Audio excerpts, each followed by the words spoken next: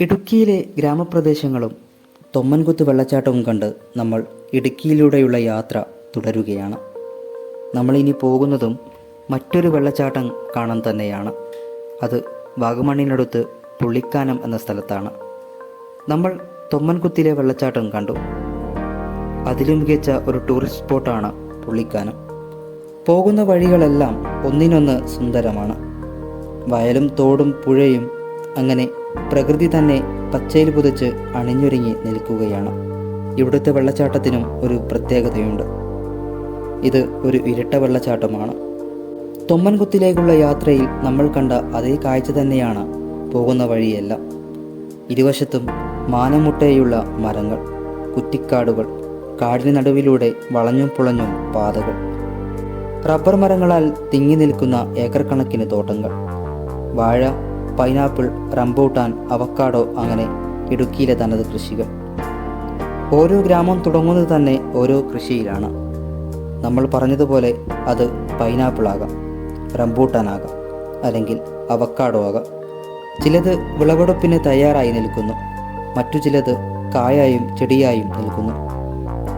സുന്ദരമായ തിരക്ക് കുറഞ്ഞ പാതകൾ, ഗ്രീൻ ബെൽറ്റ് പോലെ മരങ്ങൾ കിലോമീറ്ററോളം റോഡിന് ഒരു സംരക്ഷണ ഭിത്തി എന്നോണം നിൽക്കുകയാണ്. നമ്മൾ ഇതുവരെ യാത്ര ചെയ്ത അനുഭൂതിയല്ല ഇപ്പോൾ. മനോഹരമായ പാതകൾ യാത്രയെ കൂടുതൽ എളുപ്പമാക്കുന്നു. ഇടുക്കിയിലെ പല കാഴ്ചകളും നമ്മുടെ കണ്ണുകളെ കുളിരണിയിക്കും. അത് പ്രകൃതിയുടെ രൂപമാറ്റങ്ങൾ കണ്ടാണ്.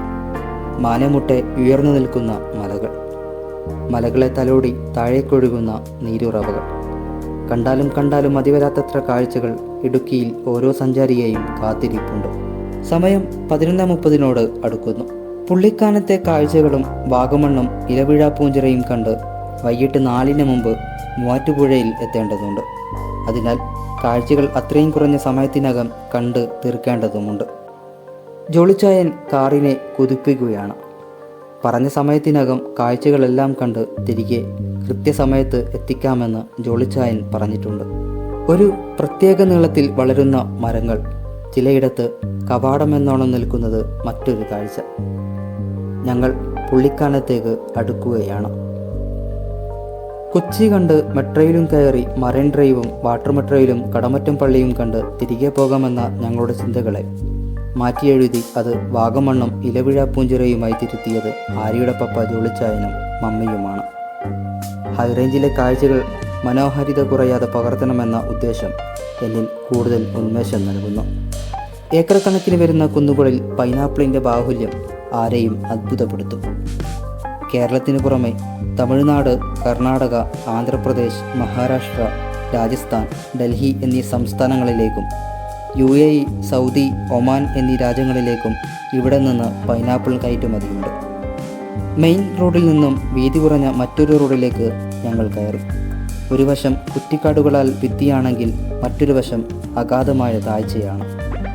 സമുദ്രനിരപ്പിൽ നിന്നും നമ്മൾ 1100 മീറ്റർ ഉയരത്തിലാണ്, അതായത് ഏകദേശം 3609 അടി ഉയരത്തിൽ. മനോഹരമായ ആ പാതകളും കടന്ന് നമ്മൾ പുള്ളിക്കാനത്തെ ഇരട്ട വെള്ളച്ചാട്ടത്തിലേക്ക് എത്തിയിരിക്കുന്നു. ഒരേ ദിശയിൽ വ്യത്യസ്ത ഉയരത്തിൽ 2 വെള്ളച്ചാട്ടങ്ങൾ, മനോഹരമായ ഒരു കാഴ്ച. വാഗമണ്ണിലെത്തുന്ന സഞ്ചാരികൾ പുള്ളിക്കാനവും കണ്ടാണ് പൊതുവെ മടങ്ങാറ്. നമ്മുടെ ടീമും പാറകൾക്കരികിലൂടെ വെള്ളത്തിലേക്ക് ഇറങ്ങി.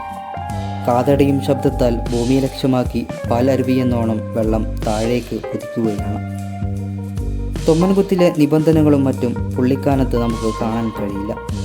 സഞ്ചാരികൾ വെള്ളച്ചാട്ടത്തിന് താഴെ മറ്റൊരു ലോകം കാണുകയാണ്. നമ്മുടെ ടീമിലുള്ളവരും റീലിനായുള്ള നിൽപ്പിലാണ്. എവിടെ നിന്ന് തുടങ്ങുമെന്ന ചിന്തയിലാണ് ആര്യ. മറ്റുള്ളവർ യാത്രയുടെ ക്ഷീണത്തെ ഇറക്കി വെക്കാനുള്ള തയ്യാറെടുപ്പിലാണ്. അതിമനോഹരമായ കാഴ്ച. 1-ാം വെള്ളച്ചാട്ടത്തെക്കാളും എനിക്ക് കാഴ്ചകൾ തന്നത് 2-ാമത്തെ വെള്ളച്ചാട്ടമാണ്. അതിൻ്റെ ഉയരവും ഭംഗിയും എത്ര പകർത്തിയാലും മതിവരില്ലെന്ന് തോന്നിപ്പോകും നമുക്ക്. ഷൂവും സോക്സും നനയുമെന്നതിനാൽ വെള്ളത്തിലേക്ക് ഇറങ്ങാൻ എനിക്ക് കഴിഞ്ഞില്ല. ആ സങ്കടം ദൃശ്യങ്ങളിലൂടെ ഞാൻ മാറ്റി. 30 മിനിറ്റോളം അവിടെ ചിലവഴിച്ച് നമ്മൾ യാത്ര തുടരുകയാണ്. ഇനി നമ്മൾ വാഗമണ്ണും പിന്നിട്ട് ഇലവിഴാപ്പൂഞ്ചിറയും കാണേണ്ടതുണ്ട്. ആ കാഴ്ചകളിലേക്ക് യാത്ര തുടർന്നു.